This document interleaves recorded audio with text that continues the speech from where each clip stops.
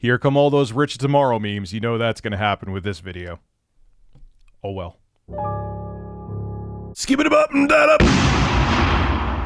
So almost 2 weeks ago, we saw Sony's mechanical design department VP Yasuhiro Utori. I can't say the name without looking down. I tried.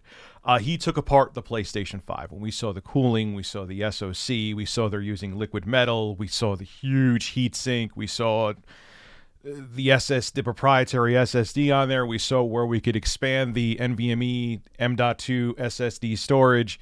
It was interesting, and it looked like they had the cooling down pat. But it seems like Sony doesn't have the cooling 100% down pat.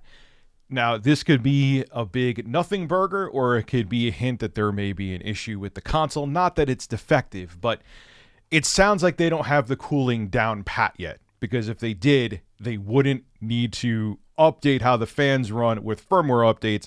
Anyway, Utori was talking to the Japanese outlet 4Gamer, and this is what he had to say about what they'll be doing with the PlayStation 5 regarding cooling. In an interview with Japanese outlet 4Gamer, Sony's mechanical design department VP Yasuhiro Utori discussed its future plans in this regard.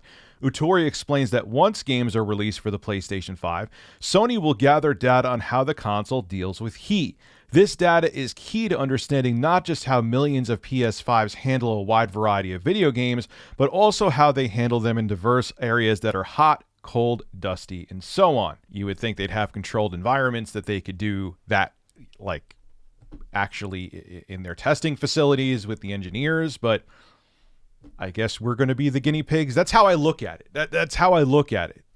Anyway, Utori describes how Sony has a plan to optimize the PS5's fans based on the data it collects. Again, guinea pigs. And he even goes into detail about how the PS5 has 3 different temperature sensors on its main board that Sony is able to use to control fan speed. Using these sensors, Sony can update the PS5's fan-controlled parameters in order to appropriately deal with system heat.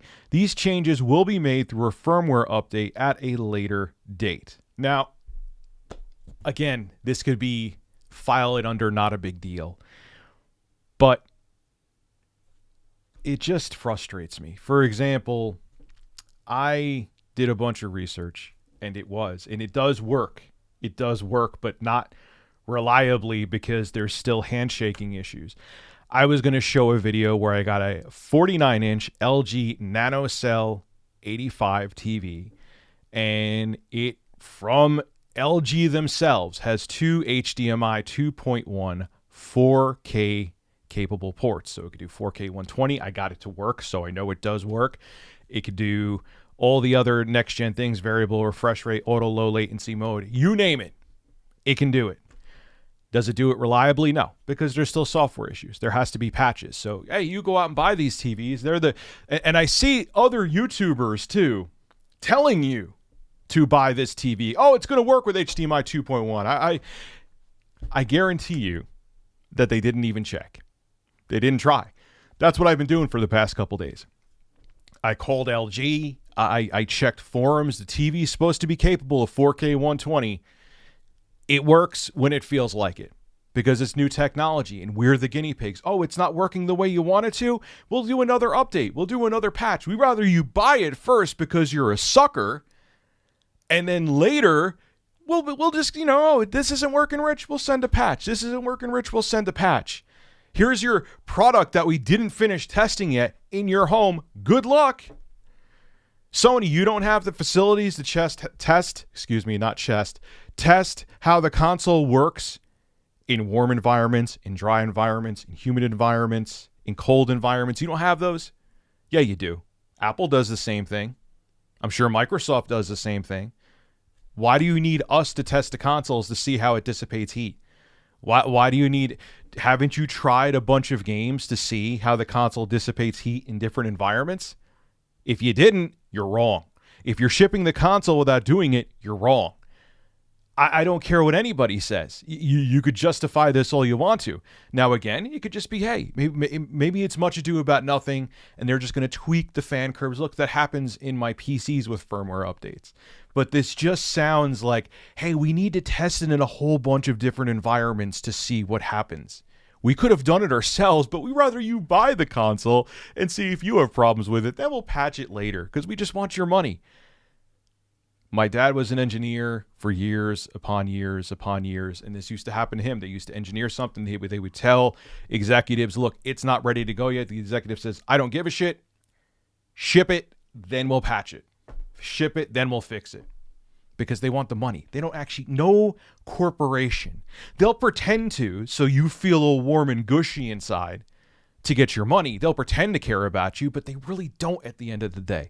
They care about the money in your wallet and getting you to take it out of your wallet and give it to them. And if they have to tell you some BS to make it happen, they will. Hopefully this is not a big deal, and it probably won't be. But the way they're saying it here, it seems like, hey, we're going to have a science experiment with our customers to save us R&D to see how these PS5s run in people's homes. And that's not cool. Just like I'm dealing with what happened with this LG TV. It was promised to do something, and it doesn't do it. Isn't it wonderful? I love technology. Being on the bleeding edge is annoying. This is Rich of Review Tech USA signing out. Have a good one. No matter what anybody says, don't buy the NanoCell TVs thinking it's going to have solid 4K 2.1 support, HDMI support. It's not. It's not. Sometimes it works, sometimes it doesn't. Thanks, LG. Hey, if you enjoy my content, consider becoming a Review Tech USA member. I'll have a link below in the description. I live stream now on this channel all the time, and it gives you access to cool emoticons to use as well while I live stream. Again, link below in the description. Thank you for your continued support.